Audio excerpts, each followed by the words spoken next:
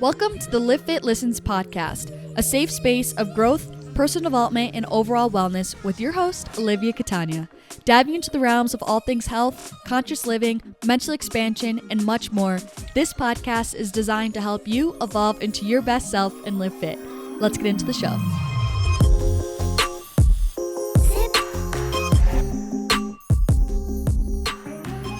Hello, you guys. What's going on? Welcome back to the Livfiit Listens podcast. Today we on bless you, mother.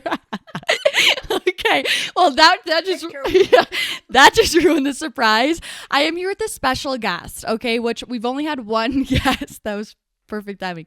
We've only had one guest on the podcast before, which was my brother, and now we have the mother of Livfiit, the mother of all mothers. Anne, say hello to the people. Hello, everyone. I'm so happy to be here today. Basically, this kind of randomly came to my mind like 2 days ago. I was like, wait a second, I need to have my mom on the podcast because she has had such a, her life story has not been an easy one, and it's been a very wholesome one, I guess, if you will. And so I feel like she's a very wise woman and has a lot to share just based on life experiences. And she just has always inspired me from day one, just through action of what it means to be a strong woman and what it takes to be a strong woman. So there's a few different themes that I kind of want to work through in this episode, like such as overcoming hardships, some battles with depression, the whole just like dealing and releasing victim mentality, being a strong woman, like I said, and, knowing that it's never really too late to turn your life around and choose you. So I think this is going to be a very powerful episode. I know we don't have a bunch of older people listening to the podcast. Usually it's like 18 to 30 year olds, but I really think that her story is a really inspiring one, and I think and I hope that it will help some of you, and some of you will resonate, whether it's you from the daughter perspective, seeing a mirror in your own mother, or vice versa, however it shows up for you. But I'm really excited to have her here today, and I'm excited to get into some deep conversations here that I think will serve a great purpose. So as always, we're going to start off the episode with a piece of gratitude. And I told my mom that she's going to have something that she's grateful for today. And when she showed up today, I said, okay, did you think of what you're grateful for? And she said, what? And I said, clearly you didn't do your homework. So she had time to think of something. But for me, this is cliche, but I'm just thankful for my mom because she recently moved out here, which I think you guys were aware of. I told you guys that when she first moved back, when she moved here back in the spring, and it just has been really lovely to like have her be in my immediate life again, as opposed to like in previous years we've had to kind of work a little harder to see each other and be in the same area and stuff. So we've been besties this summer, and we see each other often now, and it's just been doing wonders for our relationship. So I have many things that I'm grateful for, and I always find these questions hard to answer because I just don't have just one thing. But I suppose one of the driving forces is just the opportunity, my job opportunity that I was offered to come out here. I'm a registered nurse, and that my capability of being a nurse, being a professional, and being able to really get a job anywhere in the United States was the biggest part of what finally dawned on me to say, yep, you can go out there and you can get a job and afford yourself. And that's one of the biggest things, along with the housing opportunity that came up for me, which was just it's a really sweet spot. It's close to where the kids are, and the whole thing has just been a really great package so far. Lovely. So now if you're watching on YouTube, you can see that I'm literally holding an Apple headphone microphone in my hand for the other mic. I don't have two microphones, so we're kind of jimmy rigging this right now. And I literally found this like in the crusty freaking middle console of the car that we have here.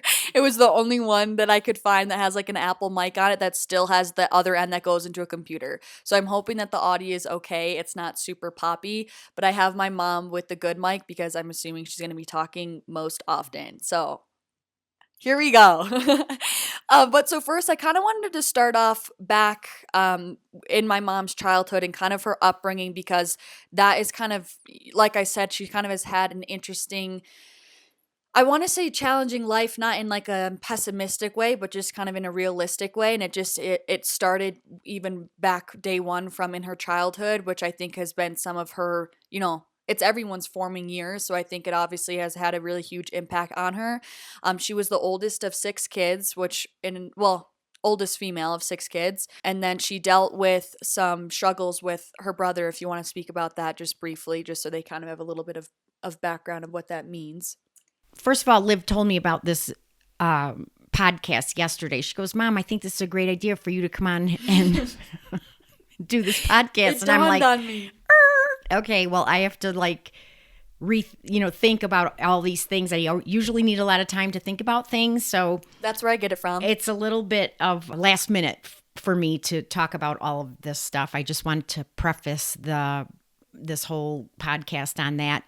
Anyways, I am one of six children. I'm the second child, but the oldest female. And I had my older brother, who was a year older than me, was very sick as a child, and got even sicker in like ninth grade with a form of cancer that didn't have a good prognosis. And so I became sort of like the next child down to be a caretaker for the rest of the family. I was like 9 years old when it all started. So my responsibility at home was a big one to help my mom. And this was in the 60s, early 70s, probably by the time he was really sick. And the times were different. We didn't have cell phones. We didn't have computers. We didn't have any of these conveniences that we have today. And then there's the last child of the family is a girl, and she was 9 years younger than the fifth child. So she was like an infant when I was 9, and I had to take care of her quite a bit. I mean, I just remember a lot of, we had cloth diapers back then, soaking them in the pail, dunking them in the toilet, doing a lot of laundry, those types of things at 9 years old. I don't know how extensive you want me to.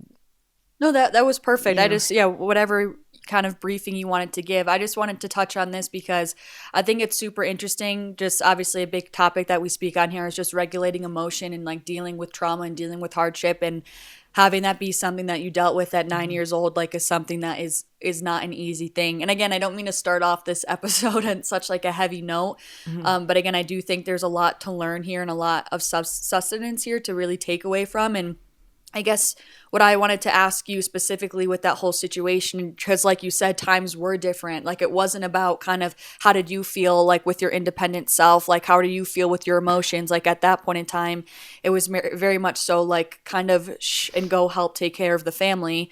And so I just was kind of wondering, like, how were you taught to deal with emotions then? How did your family deal with, like that hardship of having that stress of a sick brother and like just the emotional, I guess, tension within the family, and you as a, kind of solo 9-year-old trying to navigate through it?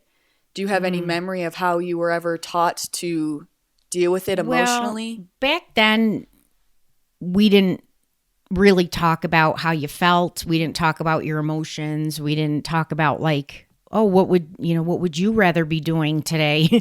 Because it was very much, I grew up in an Italian American family, and we functioned as a unit. And I was one of 6 children. I was not, and I remember never really feeling like I was an individual, so to speak, even though I was. But my mentality or my mindset was just that I had all these things to do to help my mom take care of the family, and I became very task oriented.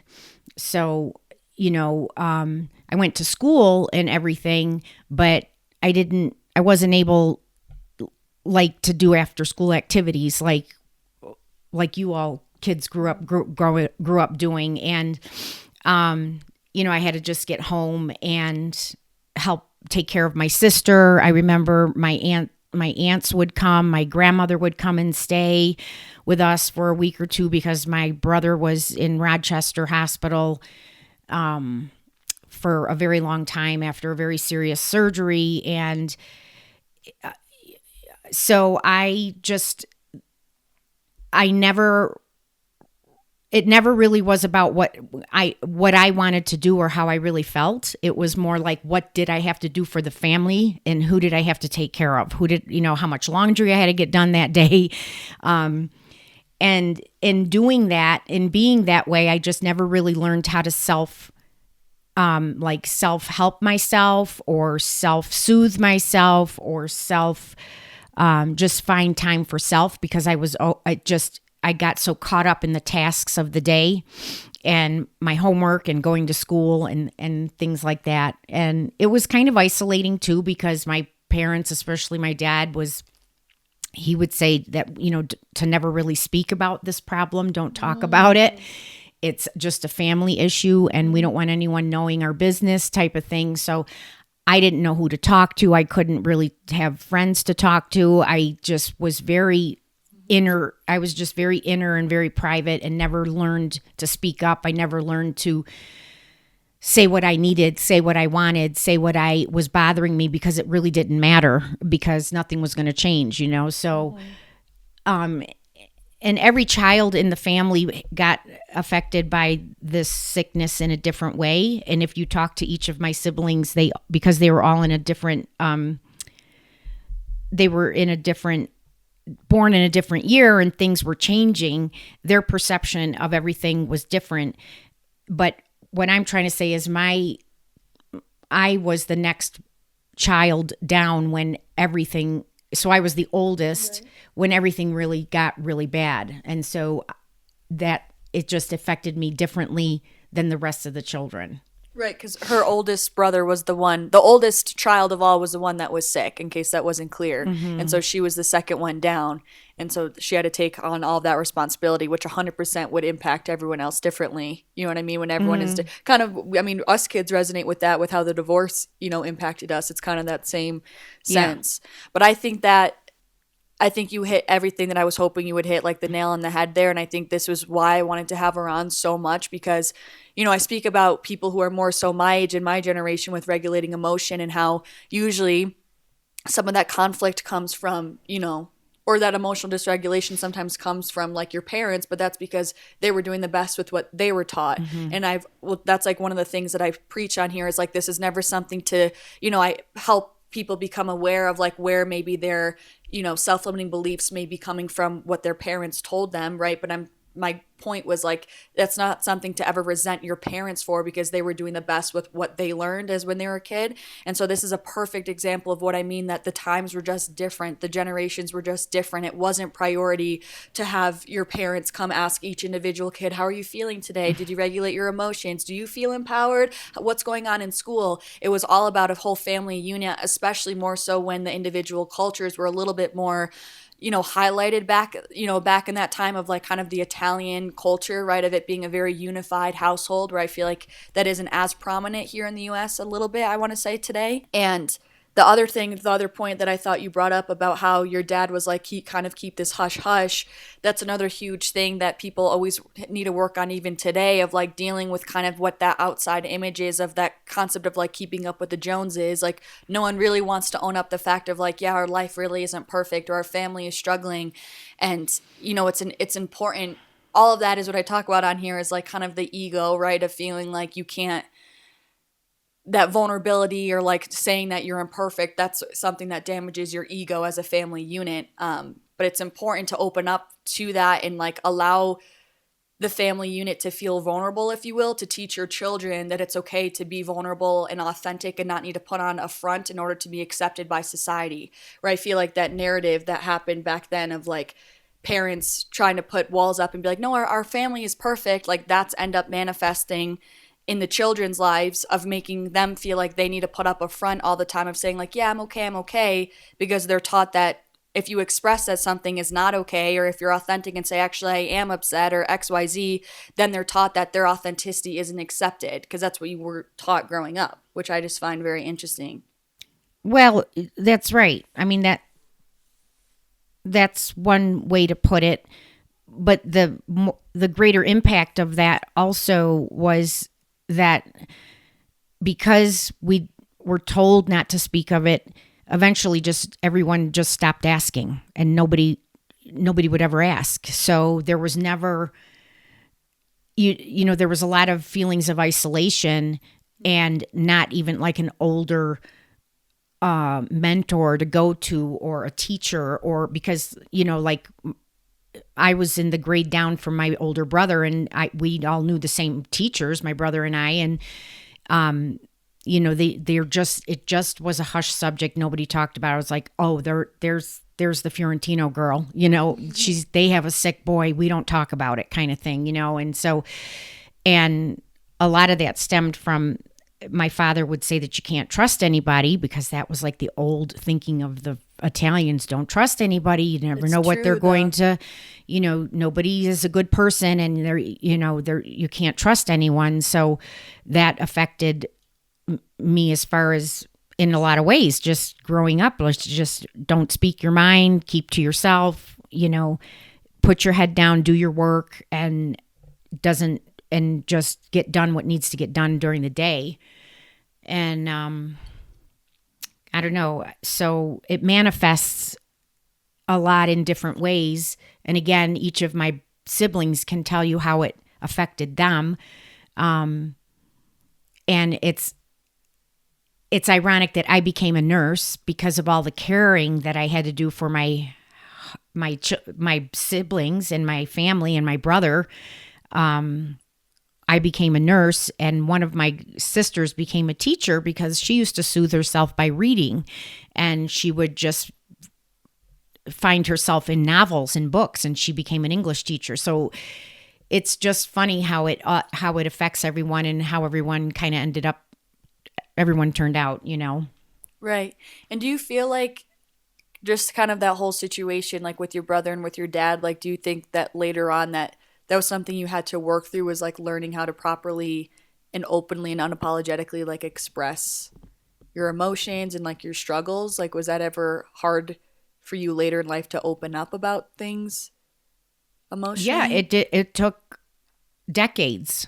It took decades, and it was after it wasn't really until maybe 5 years ago right, that I've been able to put all this stuff in order and figure out what went on. And it took me almost my whole life to figure out why some of just why I am the way I am and how I got this way. But at the same time, two things. I mean, I didn't know any different. It was my childhood, and I just didn't know that. We just didn't compare ourselves to other families. We were just so busy in our own cocoon that I just didn't really think there was much of a different way to live or even be. And now that it's decades later, which sounds so sad, but better late than never, I guess. Yeah. That I was able to put all those emotions into some kind of a category and be like, there is a different way to live. There's just there's another way out there. Like, this is what happened, and it's the past, but you have choice to move forward, type of thing. Right. No, I think that's very real and true. Again, specifically for your generation and how you say, it took you decades to realize some of these things. It's like, I know it's something to it sounds depressing a little bit. Like you said, it sounds discouraging, but it's like, you just didn't know. Like I said, just like the times were different. Like it wasn't, I feel like just now in the age of social media and all this stuff, and just even, I don't know, it's just way more highlighted of paying attention to emotional intelligence, emotional awareness of yourself, and just how you said, figuring out why you are the way you are. That wasn't a highlighted thing that people taught to go pursue. It wasn't talked about. We just was. Didn't know. And then education was always stressed in my family, and I will say all of my siblings are highly educated, and very successful in their lives, which was another that was something that my father instilled in us because he had a master's degree and he was an engineer. And so, that message, even my brother who was sick, he ended up getting a master's degree and was very successful in his life. And he got married and had a beautiful wife and a good life that once he finally got over the cancer with all of the treatments that he had and stuff, he continued and went on, finished high school, went to college, went and got a master's degree, and got married. So, I mean, success and being driven and hard work and doing the right thing, all of those things were instilled in us as children as well. So it's kind of, again, like if I had a little bit longer time to put words to all of the feelings and emotions that I'm trying to get across here, I probably could articulate a little bit better, but there was a lot of good that came out of what our family went through. Definitely hard work and just being an honest person was also something that was instilled in us as well. Sticking together, stick-to-itiveness. That's what my father always used to say. Got to have stick-to-itiveness. You got to stick to it. So not giving up, just pushing through the hard times, even though things were bad. And he would say, you get up every day and put one foot in front of the other. Just keep going. So those types of things are the lessons that I learned during those hard times of things just not seeming right and seeing my parents kind of upset all the time and my mom crying and my dad pulling away from religion and God really, and just a lot of different things that I saw that in the long run, they just kept going and they just kept loving, kept caring, kept keeping the family together and not giving up. Just loving my brother, making him comfortable, doing everything they could for him in the house. We had to turn our family room into like a hospital room because he needed a certain bed when at a certain period of his life. And I remember him coming home from chemo treatments, just being so sick. There wasn't any antiemetic medication back then, and he would be throwing up before he even got in the car to go to a chemo treatment, and lost his hair 3 different times. I mean, it just was a lot going on, and he was the focus of our family because he was the oldest and he was our brother and son, and that was what our family was made of, and that's what we had to deal with, and so we did. So you touched on like with your father and things that he, helped with your guys' family of things that you would say.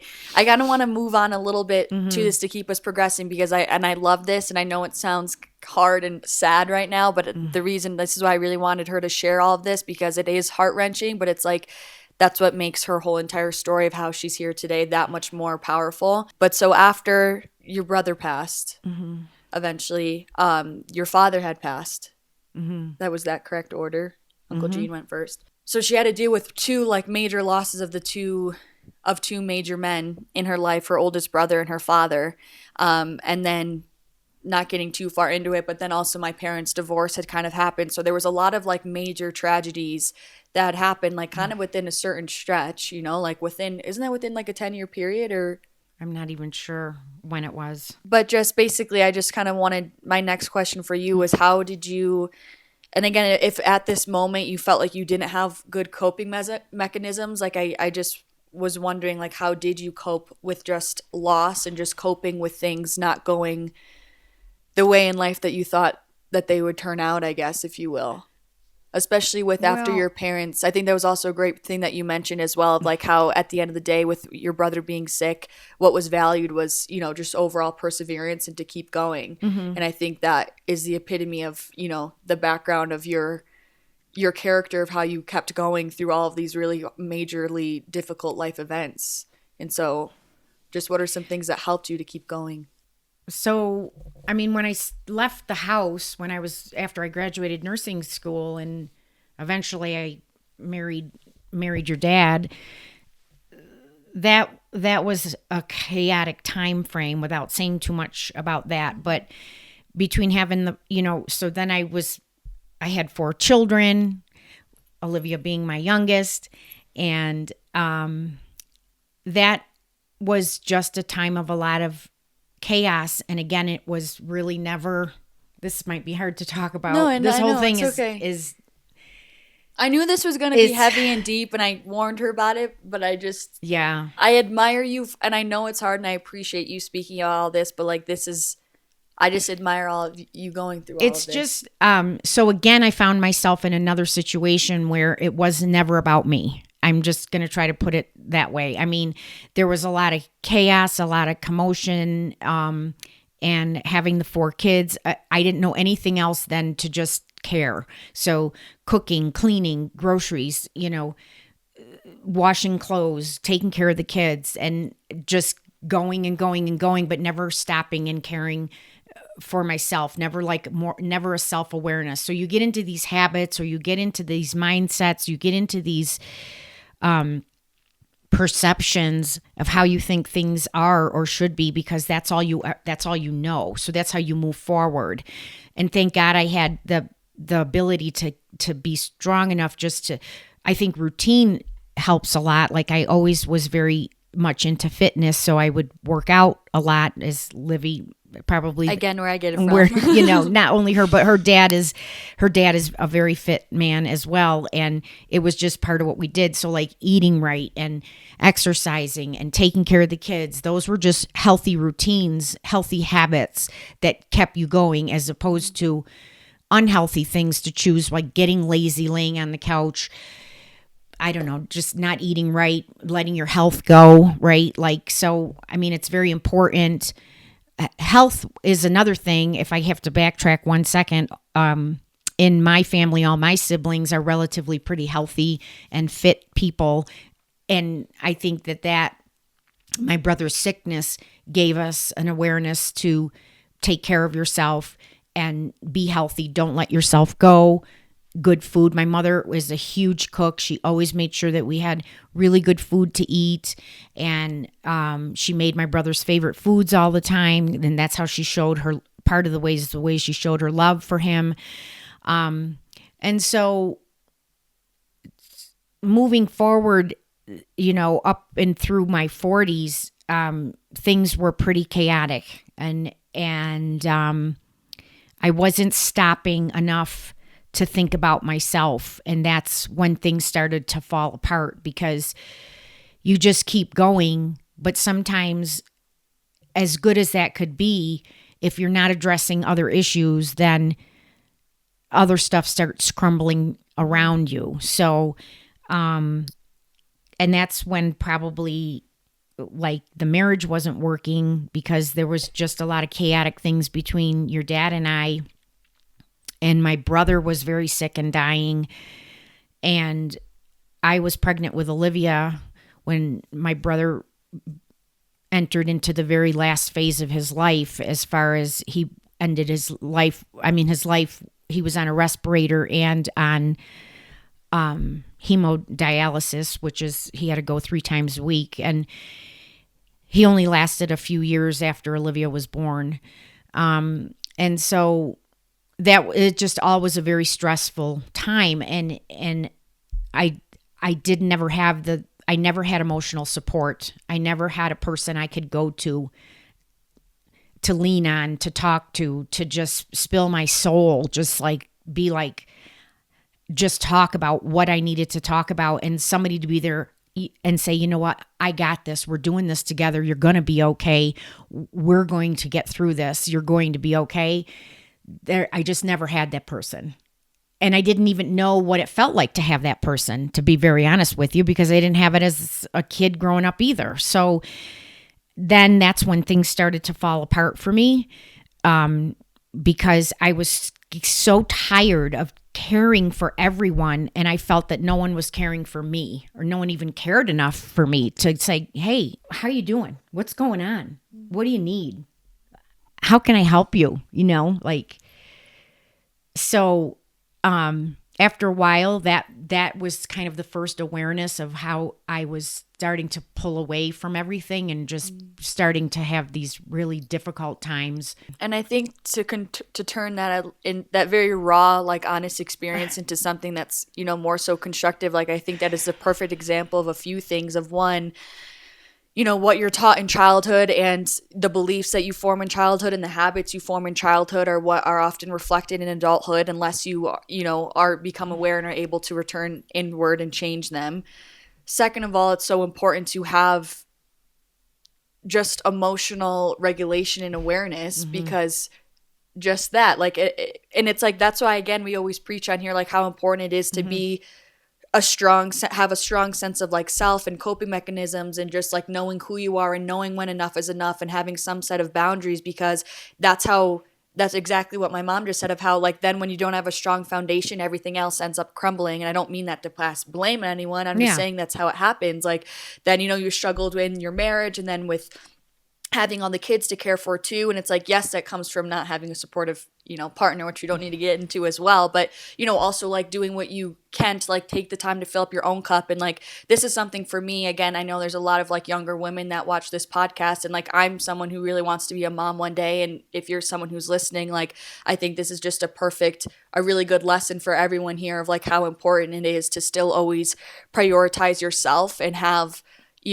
emotional awareness and intelligence within yourself, and know just what I'm saying, what your boundaries are, that you need to fill up your own cup as well, so that you can still continue and be a good nurturer to your family, to your husband or whoever in your family, because you're also nurturing yourself. It's like the airline scenario. When they say, put your mask on first. The mask on first, for the mom first, so that you could take care of the child. Okay. Like, that's exactly kind of what I'm talking about. Like, I wasn't putting my mask on first. I didn't have any oxygen yet. I was running around trying to take care of everything and do everything and jump through all these hoops and make everybody happy, because what it was. That's how I learned how to live. And right. And I actually like caring for people. It's why I'm a nurse, but I kind of was doing it backwards.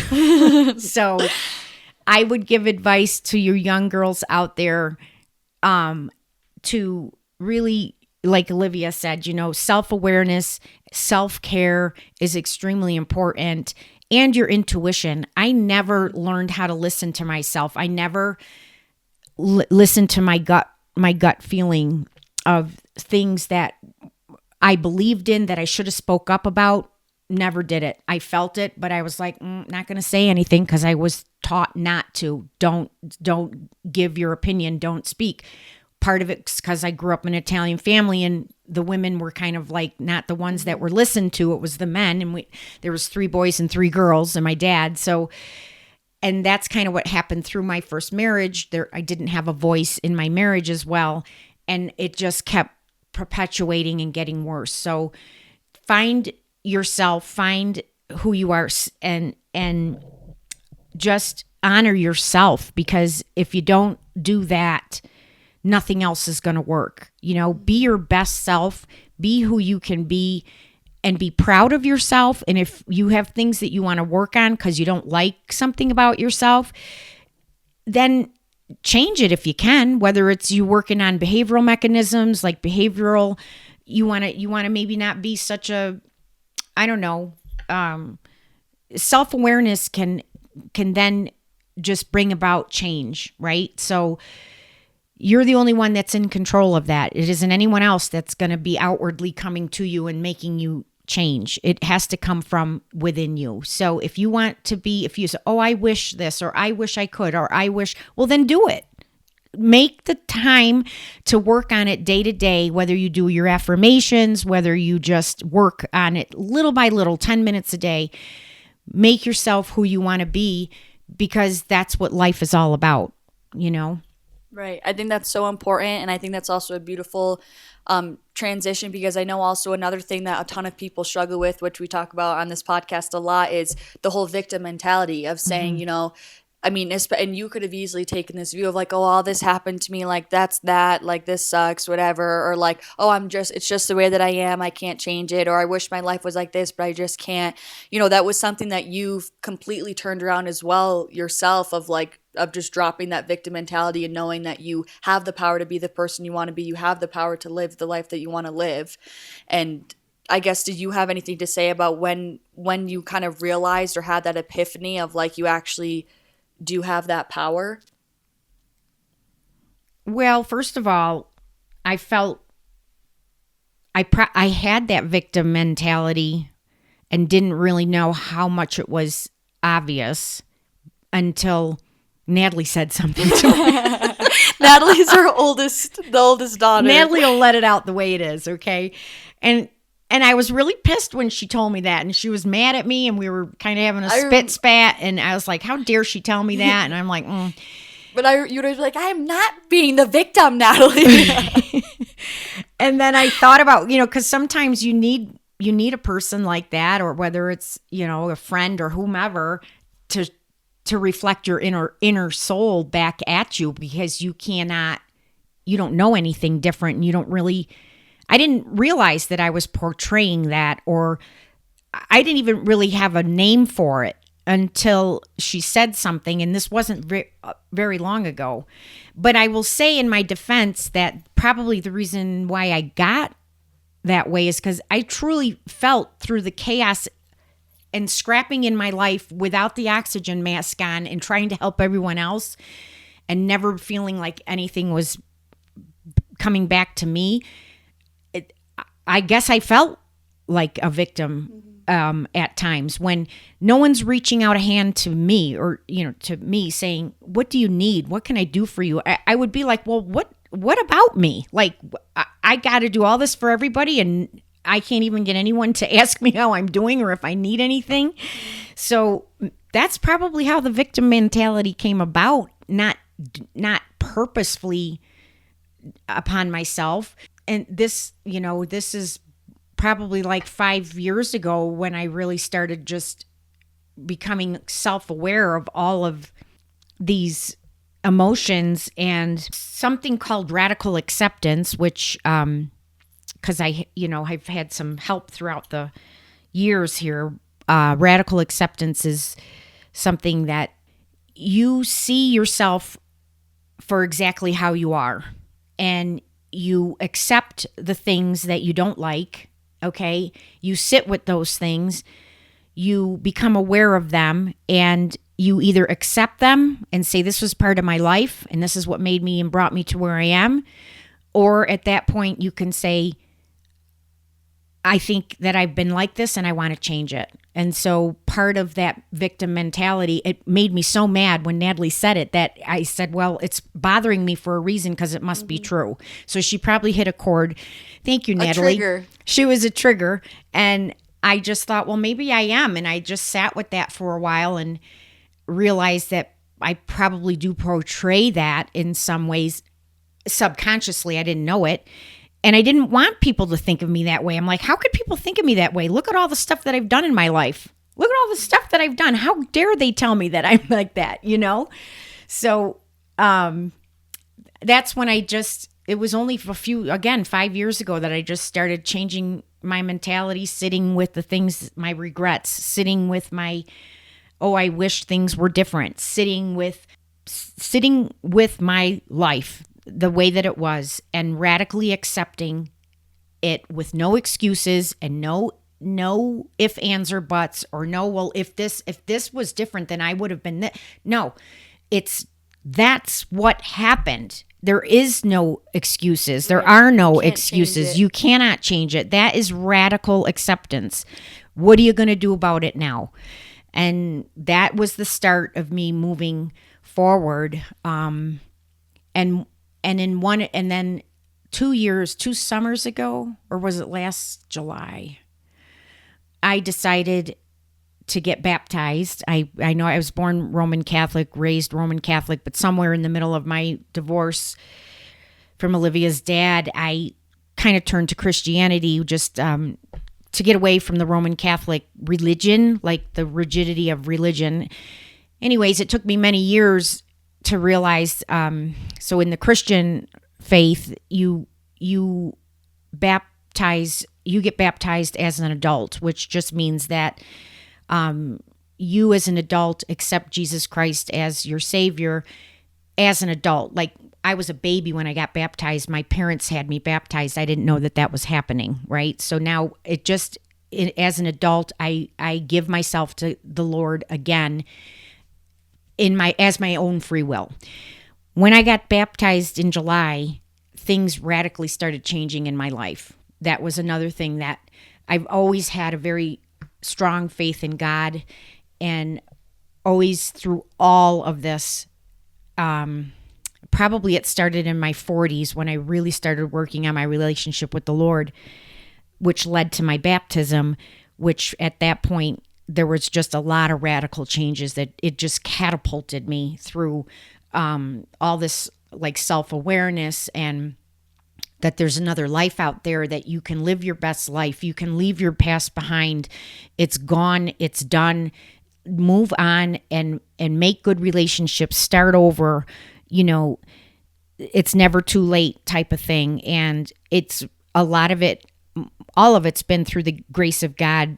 For, you know, he's given me the strength, the grace, the fortitude to, he's grown me. He's the one who's, you know, helped grown me, my relationship with him and everything. It's just been like a big blossom. You know what I mean? Like the seed went down into the earth of who I was, and all of those experiences shot out all these little roots of whatever, and up comes the tree. And, you know, I just feel like I'm blossoming more than I ever have in my whole life. And I'm, you know, it's like I said, it's better now than never, right? Yeah. I mean, which, yeah, I guess we should have. My mom is 60 years old now at this point, and seems dreadful. No, but I mean, she looks stellar for 60. But yeah, it's crazy because kind of what I was saying, like the past year and a half or so, she like completely has changed her life around, like back to all of those really hard things that she dealt with, you know, from her brother, her dad, the divorce, you know, dealing with,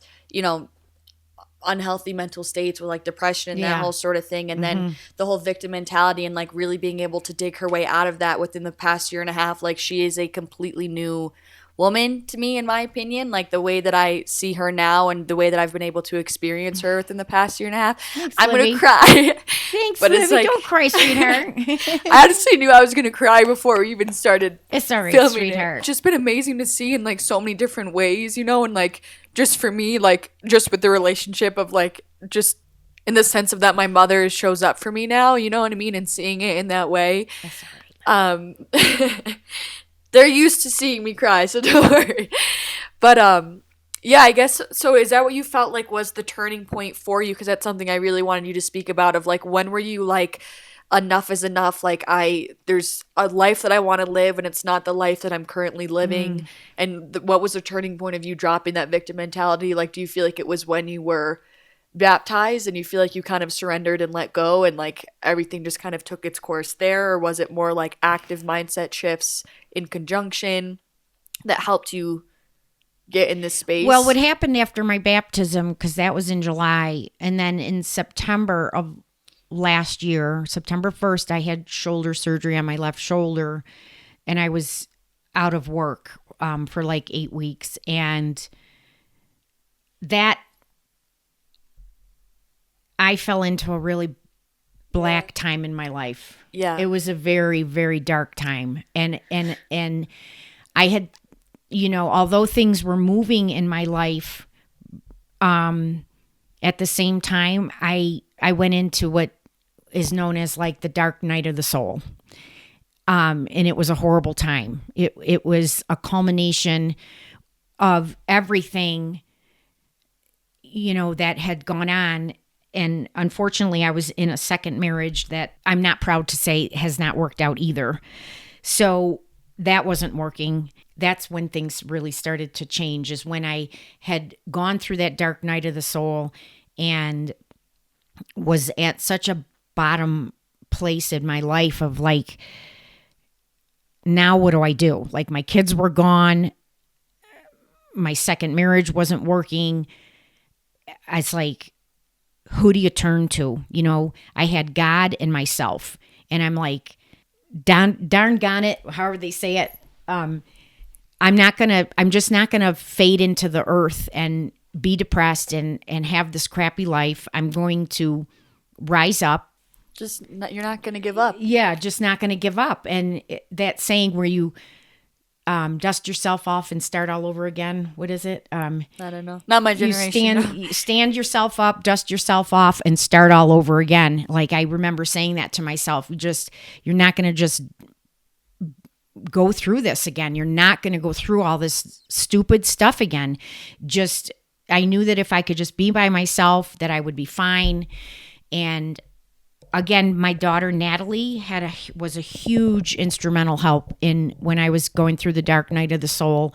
She brought a lot of things to my attention about my character and who I was and how I was going to live my life. And she brought things again to the surface, those things that you kind of don't want to hear, that made me realize that I need to change some of these things in my life in order for me to keep going. And I was like, you have got to snap out of it. This is like, you've got way too much life to live. You've got all your children that need you.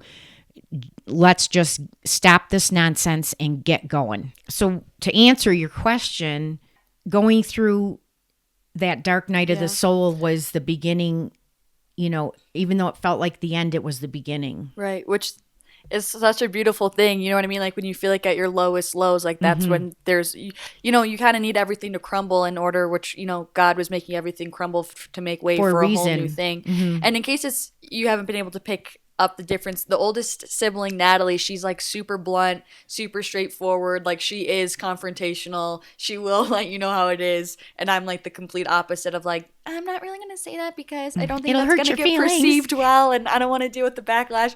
So, but we need like, yes, Natalie has done such like an amazing job with the wake up call, I guess, that everyone needs. But just really quick for people who aren't aware, can you give like a quick synopsis of just what you mean by the dark night of the soul? Because I know that some people will be unfamiliar with that. Is that just like a depressive episode that you would say?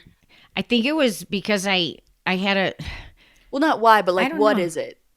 It's just when it's your lowest of lows. You feel like you're just dipped down into this pit and you're just looking up and you don't know if you can get yourself out, and you feel so hopeless. You feel so, I did feel victimized, even though I knew I shouldn't. I did. My relationship with my second husband, I was tired of being told nasty things. I was tired of being told I was a bad person when I knew that I wasn't. And I was just like, I was just so tired of the way things were going in my life. It was like a repeat. It's like the repeat button kept coming back. The repeat button. I'm like, am I making these things? Is it my attitude that's making this cycle of life come back around to me? Which that's what we always talk about as well, like the energy that you're embodying, and like you're a reflection of. Now I wish I saw something on TikTok, and of course I don't remember what it said, but like in one way or another, like our lives and what we're experiencing in our reality, like is a reflection of our trauma, whether healed or unhealed. And it's like that's just, you know what I mean? Like if you have certain viewpoints that you have adopted about yourself, about the love that you think that you deserve to receive, or how you deserve to be treated by a partner, like all of those things, that's what you're going to continue to experience. And it's crazy because how you say you feel like it was like a repeat button, and that was before you had like healed a lot of the things that you were struggling with. So it makes sense that you were kind of experiencing the similar instances in different fonts until, you know, now at where you are now at this point in your life, when you have healed so much, you've evolved so much as a human, you've changed so many narratives and rewritten so many of your stories for yourself. Now think about the experiences that you have with other people, the people that you have in your life, how people view you, right? Like how you know, all the praises you've been getting from work, all the really kind friends you have here, like it's amazing compared to what her life was back home. And that's why, like, I know you guys aren't going to fully be able to truly understand what I mean when I say she has turned her life around in the past year and a half, but like it is almost night and day from, where she was to what she's experiencing now, which is crazy. And a question I had for you again is like, what are some things that brought you, because my mom had to leave everything from home. She had to drop everything, walk away from pretty much everything. And she's lived there in our hometown for like since I was born. Her whole life was there for the most part. Yeah, her whole family is in central New York as well. So what were some things, I guess, that you spoke about your mindset shift that kind of brought you to this revelation of saying that things needed to change? It's still a scary transition to have to go through. So what were some things that brought you comfort in times of such a major transition? And what advice would you have for some people who are scared to leave everything behind and like choose a life that they really actually want for themselves? Well, Mom's face is this whole time I speak, she's like furrowing her eyebrows. She's like, what is this girl about to say? I'm over here like nodding, encouraging you. When I speak, Mom's like, huh? Oh, I gotta think about this. Okay, so I guess number one, what are some things that brought you comfort in the time of such major transition? well, I lived my entire life in central New York, okay? And when I came here in April, I literally packed up my Subaru. Whatever I could fit in my Subaru was pretty much my clothes and my hair product. You're done. Like, anyways, and just took me 2.5 days to drive out here. So that being said, I left like a beautiful 4-bedroom home that was sitting on an acre of property. I mean, I've always been a homeowner, and everything that was inside of it, all my favorite furniture, like just all my stuff. It was a really nice home. And I literally got in the car in my Subaru and drove out here. I guess I was to the point where I said, I just am not going to stand another second of this life here. And I wanted to start new. I wanted to be near my children. That's what comforted me. The second thing that comforted me was that I knew Park City because we had been coming out here for 20 years. When I was with their dad and stuff, taking the kids out here skiing. So I knew the town, I knew the area. I knew that the sun was shining out here all the time. And that was a comfort to me, literally. Like the sun has a really big healing property to it. And it's a big deal for me in my life. And same. Yeah, it's true. And the fact that I was able to get a full-time job as a nurse and make decent money, I knew that I was going to be able to support myself. I didn't need anyone. That was a comfort. So you were focusing more so on, because I feel like when people have like such major transitions, like I know, again, since I know our demographic is more younger women, like that they feel like, oh, I'm moving to a new city for a new job. It's like it sounds like you weren't focusing on all the things you were leaving behind and all the things you were separating from. You were more so focused on the new life that it was waiting for you on the other side, and all like the blessings and the hope and potential that was waiting for you there. But to close out this portion, do you have like a quick piece of advice that you could share with these young gals watching who are scared to like leave everything behind, being from where you are now on the other side of it? What would you tell someone, like if I had to go leave, do something drastic, change my life, you being on the other side of it, what advice would you have? I would say to trust yourself, trust your intuition, be confident in yourself, know that you know the right thing, and know that you're doing the right thing. If you know yourself well enough, you can go anywhere with yourself. Just know that if you're taking a leap of faith, it's for a reason. And my mom did it, and she's the happiest she's ever been in years and years and years and years. And she wakes up every day and she's like, damn, the sun be shining again though. And she's happy. So I know it sounds scary. It seems scary to take the leap and like drop everything and choose yourself. But you're going to be so happy that you did. And I promise you're going to feel good about it, and you're going to feel liberated. But so for the last little portion of the podcast, Epi, because we've been going for a while now, I want to briefly kind of touch on just like mother-daughter relationships as well, because I think that I just figured that would be something interesting to speak about, because my mom and I feel like we've always had like a solid relationship, but we definitely have gone through difficult periods of our relationship. But I think that just was mostly due to just the overall like broken home dynamic. It was nothing really ever like personal between like her and I, that like I did something or she did something directly to me. It just was, with the broken home and the divorced parents, like there just was a lot of moving parts. So there definitely were times where we were closer and we more resonated with one another. And there were other times where we didn't really click and we weren't really seeing eye to eye. And so I want us both to answer this question, so I'll answer it after. But I just was wondering, like, what you think was kind of the biggest thing that helped us come back together and be more aligned than ever. Pop quiz. I'll go first if you want. This whole thing is a pop quiz. What are you talking about? This is also like, I'm trying to test and like do interviews, but I'm also like, am I supposed to like send the like my outline to the guests? Like, should I have sent you this outline? Like, I don't, but I want it to be like candid and authentic. Like, I don't want someone to like have time to be like, oh, so yeah, it is on the fly.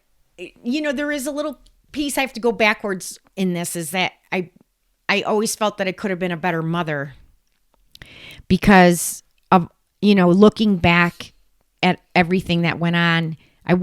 Because I wasn't my best self, and I didn't feel that I was the best mother that I could have been, because I have like these, things in my head, these ideas in my head of always the kind of mother that I wanted to be. And I feel like I fell short on some of those things, which have been one of the regrets that I had to like just let go and move forward with it. So I don't, I feel like I probably wasn't always available. I wasn't emotionally available to all the children and in all their different times of their lives. I just wasn't, because I just wasn't like there, So probably, I kind of forgot the question I'm supposed to answer. I was wondering where she was going with that too. I was like waiting for the circle to come back around. I was like, is we gonna land? It was, what do you think was the biggest thing that helped us like come back together and like get along so well like we do now? Like, what do you think changed that helped us strengthen our relationship again? Oh, so it was. I was like, I got that answer. It was part of the awareness stuff. The part of the awareness of like, okay, what is it? How do you want to move forward in your life? What do you want to do? I want to be a better mother. I want to be more present. I want to be more involved. I want to have an adult relationship with my children. These were like all the things that, when you write them down or you think about how you want to move forward. So that is what changed with me. And I probably, before I even came out here, I started just like texting Liv and each of the children, just telling them how much I love them. I miss you. I wish, like just being more verbal and more present. Have a good day. I'm thinking of you. Good luck with your such and such, whatever's going on today. Just trying to be more present and more available to the children, letting them know I'm always thinking about them, is how I kind of started it. And then just being out here is just checking in every day and seeing if you need anything, want to come over to eat, like whatever. Yeah, no, we hang out. We have Sunday dinners. That's on. We hike. We go into Maney. We get lunch. Maney is Main Street. I want her to start biking, but she doesn't want to bike. No, because I went through a phase of road biking in 2020. I did it for 8 weeks. So it's not even like I tried. Natalie laughed when I said that, but I don't mean like I tried it once and I didn't like it. I tried to stick with it for 8 weeks, and there was way too much going on. Way too much mental stimulus. Like when I work out at the end, I'm like, okay, I feel like a mental release. After that, I was like, like I felt like I just got back from like a war battle. Just like with all the traffic and cars. There's no, you're not listening to music. You can't, it's not like meditative. I don't know. For me, what I think helped us, again, I'm just sharing this because, again, just to help you gals out there strengthen your relationship with your mother. I feel like what helped, in my opinion, what helped us was just kind of what you were saying, like our overall like personal growth was the overall like umbrella fix. I feel like we grew as people that allowed us to, own up to our weaknesses, like our weak points, and heal like the lower spaces that we were acting from, if you will. Mm-hmm. And it allowed us to also, I think a big thing again for me was like understanding, well, for both of us, I think understanding each other and having more compassion for each other of like why we were the way we were, why things went down the way they did. Like, I just think having more understanding and compassion, I feel like allowed us to see more eye to eye and like forgive and move on from the past, like kind of how you're saying. But I truly just think overall the personal growth, which is why, to circle back and really bring all this home, I'm so passionate on like just having a strong sense of self and developing who you are, because everyone thinks that's like a selfish thing to like pour into yourself and have all this self-care and do these things to regulate your, you know, emotional intelligence and all those things. But it's honestly one of the most least selfish things you can do, because it allows you to show up better in your relationships and have deeper Be connections. more fruitful. And you can only, there was also a quote that was like, you can only meet people as deep as you've been able to meet yourself. And it's so true. It's like, if you're, you know what I mean, if you're out of touch with yourself, out of touch with your emotions, if you don't know what you need to make yourself feel better, how is anyone else supposed to know what you need? And how are you supposed to connect with people on that deep level if you don't even know the depths of yourself, you know? So I think just, you know, I think also that compassion and understanding for one another was a really big thing for us. And I've felt a shift with, again, I think it's also just because I'm older now at this point. Like, I'm in my young 20s, which I feel like is when the mother-daughter dynamic would maybe change. But I definitely see us have more of like a friendship dynamic now than ever before. And I know some people don't always think that that's like a constructive dynamic, but for me, I feel like it's been the best thing for us. And I still see you as like a higher figure and someone who I respect and like who is a mentor for me. But having that friendship component, I don't know, has made our relationship be way more free-flowing, in my opinion. Yeah, because we just hang, you know, girl. Yeah, you know.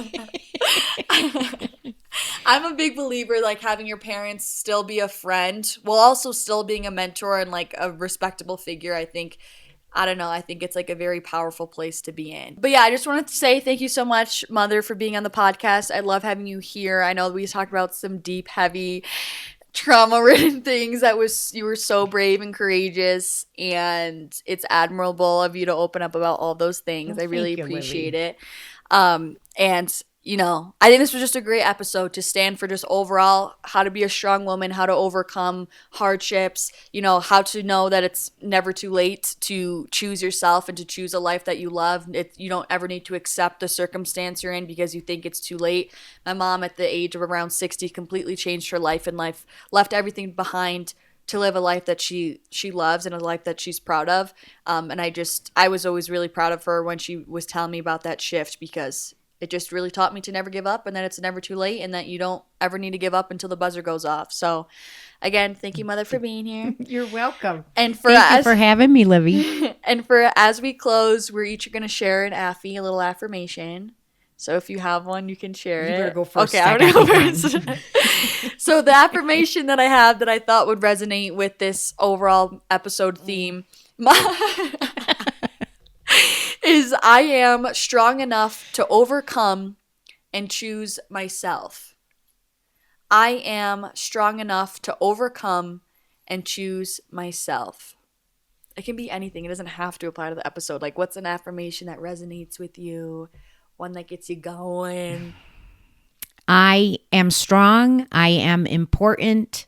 I am abundant. I am respected. So she's going to list 4 for everyone. No, I'm kidding. Amen. All right. All right. That's it, you guys. Thank you guys so much for listening or watching this podcast episode. I really appreciate it. I'm happy you guys are really able to experience my mother in depth, because I feel like I speak about her here and there, but we haven't done a full reveal. So here she is. So here I is. We're twins. If you did enjoy this podcast and you want to leave a review or a rating, I'd really appreciate that. It helps this podcast reach more people and impact more lives, which is always the goal. And if you want to screenshot this, put it on your Instagram story. Let the world know that Livfiit Listens is having another freaking guest on her podcast, which is revolutionary. Do it up. Also, if you want me to be having more guests, then make sure you leave a rating and review so I know that you guys are vibing. But anyways, I love you guys so much. I'm wishing you guys a really good rest of your week. Sending you so much love, and hopefully I'll see you in the next one. Peace out.